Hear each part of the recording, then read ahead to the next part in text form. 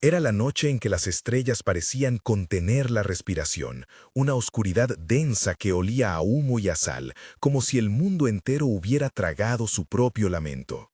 En el borde de la ciudad, donde las piedras guardaban ecos de antiguas promesas, algo se quebró en silencio.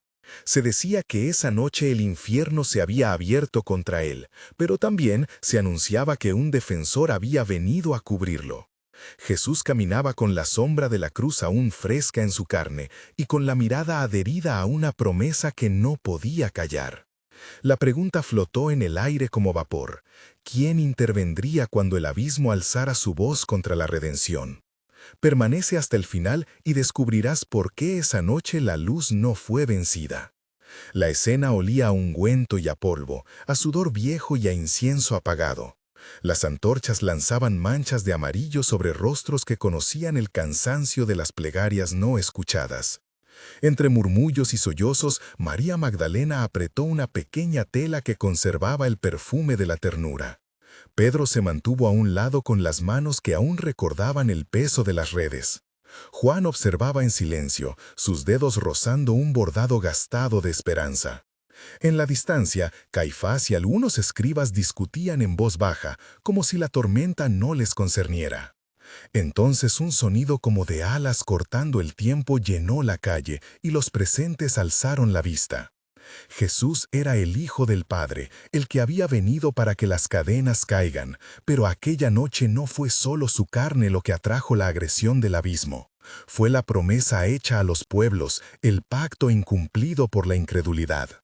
El ángel que defendió a Jesús apareció como un destello en la penumbra, un guardián con ojos que ardían como carbones encendidos de compasión. No llevaba espada visible, sino una autoridad que movía el aire. Su presencia repetía la certeza de que la misericordia de Dios es más fuerte que cualquier amenaza. He venido porque el Padre me envió, parecía decir el silencio mismo, y la oscuridad se estremeció. La multitud se acercó, como si la noche pudiera comprimirse en un puño de voces. ¿Quién eres?, preguntó Pedro, quebrado entre la incredulidad y la necesidad. El ángel respondió sin estridencias. Soy siervo del Altísimo y testigo de su pacto. ¿Podemos confiar en ti?, preguntó María con la voz temblorosa. Confíen en el que envía, replicó el ángel. Juan habló casi en un susurro. El Señor dijo, yo soy el camino, la verdad y la vida. Y las puertas del infierno no prevalecerán, añadió el ángel con firmeza. Las preguntas se multiplicaron y con cada respuesta la atmósfera se llenó de algo parecido a esperanza. ¿Nos defenderás donde nadie más se atrevió?, preguntó un hombre llamado Silas, con las manos todavía pegajosas del trabajo. No como el mundo entiende la defensa, contestó el ángel, sino como el Padre decide liberar. Cada palabra dejó una vibración en la noche, una promesa que parecía bordada en el aire. Backstory del protagonista. Jesús había nacido en la fragilidad de una familia humilde. Su primera casa olía a pan recién horneado y a esperanza humilde. Aprendió a caminar entre aldeas, a escuchar el dolor de jornaleros y madres que lloraban por los suyos. Desde joven supo que la misión que acogía le pediría todo. No fue una decisión improvisada, sino una aceptación profunda de un pacto eterno. Caminó curando cuerpos, devolviendo palabras a los mudos y miradas a los olvidados. A cada gesto se leía la trama de un destino que apuntaba a la reconciliación entre el Creador y la creación. En su carne llevó la resistencia del pueblo, las preguntas de los discípulos y la soledad que trae la obediencia. Su historia no era solo un linaje, sino una suma de rostros.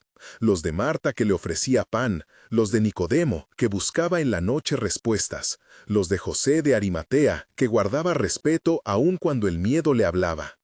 Esa historia de compasión hizo que la presencia del ángel no fuera una sorpresa total para aquellos que conocían la voz de Dios, sino una confirmación de lo que ya estaba escrito en los corazones sensibles. El aire se volvió más denso cuando desde un rincón sombroso surgieron voces que no traían paz. «No dejaré que esta cosa siga impune», masculló Caifás, su aliento con gusto a resentimiento. Desde las grietas del suelo emergió una sensación como si la tierra misma intentara devorar la luz. El príncipe de las tinieblas lanzó su primer ataque no con una trompeta, sino con una estrategia sutil.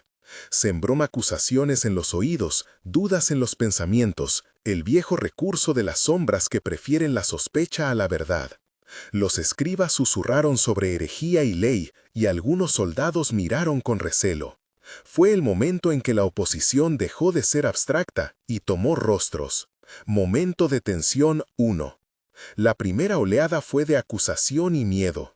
Dos figuras avanzaron como nubes cargadas de palabras envenenadas, insinuando traición en cada gesto. La gente retrocedió como si les hubieran mostrado una herida que no entendían. El ángel puso la mano sobre la tierra como quien reclama lo que es suyo. Las palabras del enemigo tenían filo, decía que el plan de Dios era un fracaso, que la cruz era la evidencia de ese fracaso. Era más cruel que un golpe, porque buscaba el alma mediante la duda. En la penumbra se oyó el susurro de la incredulidad. La segunda parte del momento mostró el rostro humano de la tentación. Pedro puso una mano sobre el hombro de Jesús y murmuró: «Yo no puedo sostener tanto pesar». María inclinó la cabeza y exhaló un olor a sal que hablaba de lágrimas antiguas. El ángel respondió con una voz que tenía la madera de la paciencia: «La prueba no es para destruirles, sino para purificar la fe». Con esto, no se eliminó la prueba, pero se dio dirección. La tensión seguía viva, como un fuego que consume mientras forja. Las cadenas del miedo crujían, mas algo interior empezaba a virtir esperanza. La proclamación del ángel transformó el aire en un tribunal celestial. Se escuchó una voz que no provenía solo de la garganta de uno, sino de la convicción de un pueblo. «En el nombre del Padre, yo niego la autoridad del engaño», declaró Rafael el ángel protector. Y su palabra resonó como un martillo sobre hierro frío. «No permitiré que la promesa sea arrancada», afirmó. «Su sacrificio es ofrenda, no derrota», agregó María con resoluciones nuevas. Hubo un intercambio de diálogos intensos, donde cada palabra pesaba y tenía el eco de salmos conocidos.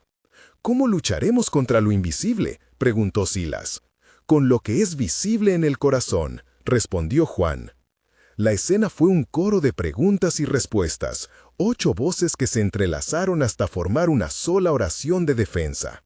Mientras la disputa verbal crecía, el antagonista moderno desplegó tácticas más sutiles. Empezó a señalar heridas pasadas, revivir avergonzamientos que muchos creían enterrados, promoviendo la idea de que la gracia no basta si la culpa es grande. Se oyó el rumor de mentiras practicadas como consignas. En ese clima, algunos se apartaron, pensando que era más seguro retirarse que arriesgar. Las estrategias de miedo buscaban doblegar en silencio. El ángel, en cambio, trajo una luz que no era solo luminosa, sino aromática. Olía a pan caliente y a promesa cumplida. Su presencia dejó en el aire un sabor a esperanza. Momento de tensión 2. El enemigo intentó quebrar la unidad con tentaciones de renuncia. Dijo: «Ríndanse y el dolor cesará», y ofreció consuelo envenenado. Un grupo comenzó a fluctuar entre la obediencia y la conveniencia. Había manos que temblaban, ojos que evitaban el encuentro. La noche pareció jugar con las certezas. El ángel no llamó a grandes hazañas heroicas, sino a una fidelidad sencilla, a pequeños actos de valentía que se sostienen día a día. Repetía las viejas promesas: «Las puertas del infierno no prevalecerán». El choque llegó a su punto cuando una sombra más gruesa intentó arrancar la palabra de consolación de los labios. Hubo un silencio como el de la antesala de la tormenta. Jesús, con voz cansada pero firme, dijo: «He venido a dar vida, y nadie que venga a mí quedará confundido». La afirmación actuó como un faro. La gente se arrimó otra vez, y la palabra de autoridad atravesó la oscuridad como una espada de luz, que no dañaba, sino que abría. El Espíritu Santo se dejó sentir como un soplo tibio que encendía las voluntades. En el corazón de la noche se produjo la ruptura que ningún ejército humano hubiese logrado. La batalla no fue solo externa, sino interna. Cada persona fue llamada a decidir si tomaría la mano que se ofrecía o si volvería a la antigua cuenta del fracaso. Rafael el ángel se puso entre Jesús y la sombra que buscaba silenciarlo. Sus alas no eran ruido, sino presencia. Una trama de paz que amortajaba los gritos de la noche. «Aquí no prevalecerá la oscuridad», dijo con voz que parecía venir de las entrañas del cielo. «Su sacrificio abre caminos», añadió Pedro con la voz quebrada en un tono de nuevo nacido. La tensión de la confrontación culminó con un estruendo interior. Las cadenas que ataban a algunos corazones comenzaron a ceder. No fue un estallido de redención televisiva, sino el lento descorrer de telones que dejaban entrar luz. Los soldados que antes miraban con desdén bajaron la guardia. Algunos, como José de Arimatea, sintieron el peso de la culpa transformarse en arrepentimiento. El olor a metal de la contienda dio paso al dulce aroma de la reconciliación. Fue en ese momento que la gente comprendió que la lucha final había sido ganada en la obediencia del amor. La decisión colectiva se dibujó como una asamblea de almas que eligieron la esperanza sobre el miedo. Marta habló para la multitud y dijo: «No podemos volver a la oscuridad que nos dio estas cadenas». Hubo múltiples diálogos de resolución.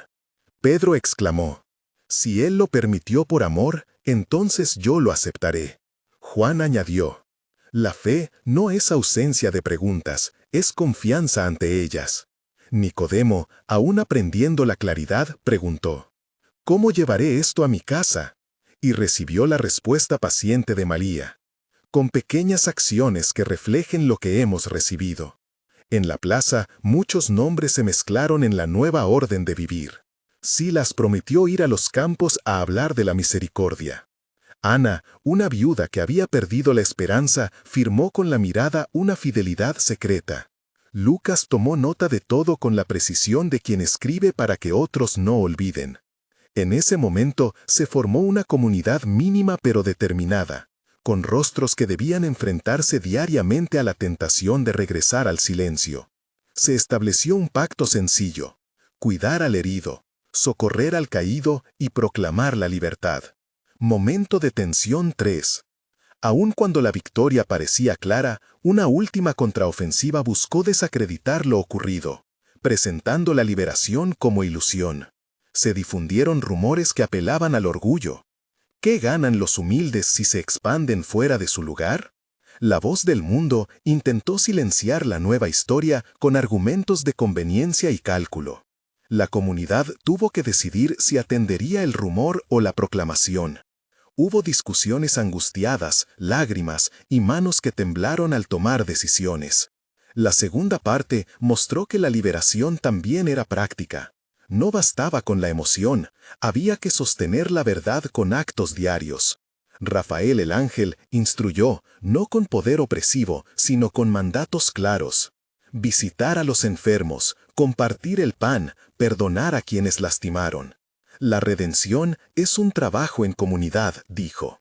La lucha dejó de ser épica y se volvió doméstica, cotidiana, más difícil en su permanencia, pero más real. Cada acto de misericordia fue una réplica a la mentira del enemigo. La batalla y la ruptura tuvieron su clímax cuando la presencia angelical tocó las cadenas y las hizo polvo. No hubo efectos pirotécnicos, sino un sonido como de vidrio que se rompe en silencio. La gente sintió que algo en su interior había cambiado de curso. La libertad no fue un regalo que se recibe y se olvida, fue una comisión que se acepta. Jesús miró a sus discípulos y a los presentes y les dio la autoridad que no es del mundo. «Vagan y proclamen», dijo, «porque el reino es para los que creen y actúan». El mandato era simple y solemne, un envío con el respaldo del cielo. La comisión fue clara y práctica. Rafael el ángel habló y dio instrucciones que no serían meras ideas, sino tareas cotidianas. Cuidar a los huérfanos, abrir los ojos de los que han cerrado la fe por desilusión, volver a los vecindarios con palabras que curan. «No vayan solos», dijo el ángel, «el Espíritu Santo caminará con ustedes». Jesús añadió, La gracia nos acompaña y donde la necesiten estará presente. Las frases se repetían como promesas en un contrato que no necesita tinta, sino fe. Hubo intercambio de diálogos, instrucciones detalladas, ejemplos concretos de cómo la libertad debía traducirse en servicio. Pedro preguntó con urgencia, ¿y si fallamos? Rafael respondió con ternura, si caen, levántense, la redención no se basa en la perfección sino en la perseverancia. María enfatizó, perseveren en oración. Silas se comprometió, iré al mercado y hablaré de la misericordia. José de Arimatea ofreció el uso de su casa para quienes necesitaran refugio. Estas voces tejieron una comunidad en movimiento, lista para llevar la luz a donde la sombra aún pretendía imperar. La travesía hacia el mundo no fue lineal ni exenta de dificultades. Caminaron por senderos que olían a barro y humo, cruzaron plazas donde la indiferencia parecía magnética, y se enfrentaron a puertas cerradas que representaban prejuicios antiguos. En cada paso, la presencia de Rafael y la promesa de Jesús les generaban fuerza. Hubo noches de frío donde la confianza se puso a prueba, y días de sol donde la ternura recompensó el esfuerzo. Las pruebas vinieron en forma de rechazo social, de antiguos rivales que intentaban desacreditar la historia, y de necesidades materiales que exigían soluciones creativas. Los desafíos técnicos surgieron cuando intentaron organizar la ayuda. ¿Quién cuidaría a los huérfanos? ¿Cómo financiar el pan? ¿Quién sería la voz en la plaza? Lucas tomó notas y describió estrategias, Ana coordinó alimentos y Nicodemo trabajó en la logística para casas de resguardo. La tensión operativa contrastaba con la paz espiritual que les impulsaba. Cada solución práctica era una respuesta a una sombra que no se vence solo con proclamaciones, sino con manos que trabajan. La comunidad aprendió a ser una iglesia en salida, con medidas concretas y fe activa. El epílogo temporal abre la ventana para ver los primeros frutos y la promesa de un futuro que no se reduce a una emoción pasajera. La plaza ya no era la misma. Las cadenas visibles habían sido retiradas de algunos lugares y la vida cotidiana se nutría de relatos de cambio. Se veía a niños jugando donde antes reinaba el miedo, a comerciantes ofreciendo pan a quien venía sin dinero, a mujeres organizando guarderías improvisadas. Rafael visitaba a los enfermos y su presencia se recordaba en historias que olían a ungüento. El trabajo de reconciliación había comenzado y la palabra salvación se pronunciaba sin vergüenza. La gente relataba cómo la fe, esa confianza puesta en la promesa, transformó decisiones concretas. A los 3 meses, la comunidad había crecido y la repercusión ya llegaba a aldeas vecinas. Un pequeño grupo dirigido por Silas y Ana viajó para contar lo sucedido y llevar provisiones. Don José de Arimatea abrió su casa como albergue y allí se celebraban comunas compartidas que reunían a quienes habían estado al borde del abandono. Historias de sanidad emocional emergieron. Una mujer que no podía perdonar recuperó la paz. Un joven que planeaba huir decidió quedarse y trabajar por su gente. La palabra de Jesús se hizo praxis y la frase «Yo soy el camino, la verdad y la vida» se escuchaba como guía para decisiones diarias. La comunidad no era perfecta, pero su pulso era firme. A los 6 meses, la transformación encontró estabilidad y testimonio. Grupos de ayuda surgieron organizados, se crearon redes de apoyo para los que enfrentaban tentaciones de volver al pasado y la idea de un reino presente se volvía tangible. Se multiplicaron las historias de pequeños milagros, panes repartidos en tiempos de escasez, reconciliaciones familiares, curaciones que la gente registraba como señales de un Dios que no abandona.